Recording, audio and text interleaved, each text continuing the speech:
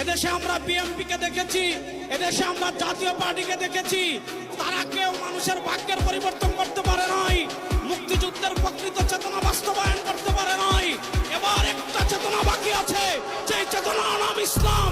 ইসলামকে রাষ্ট্র ক্ষমতায় নিয়ে সব দুর্নীতি দুঃশাসনের অপসারণ করবো ইনশাআল্লাহ।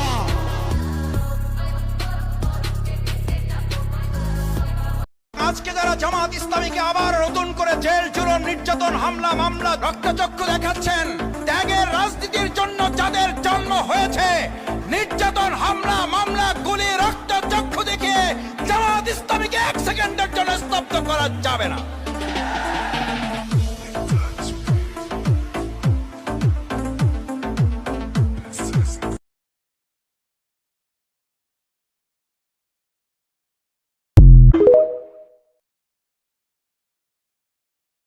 করেই বলতেছি যে ধরা যাক বিএনপি হচ্ছে একটা 100 বড় দল, ধরা যাক জামাত হচ্ছে একটা 10 বড় দল, সুতরাং বিএনপি যদি 100টা চাঁদাবাজি করে জামাতের 10টা এবং এনসিপির 8টা করা উচিত, কিন্তু এটা এরকম না।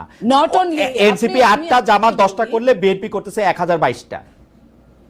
আমি আপনাকে বলি এনসিপির যেটা, এটা তো কিংস পার্টি, তাকে যেভাবে সরকারের প্রশাসন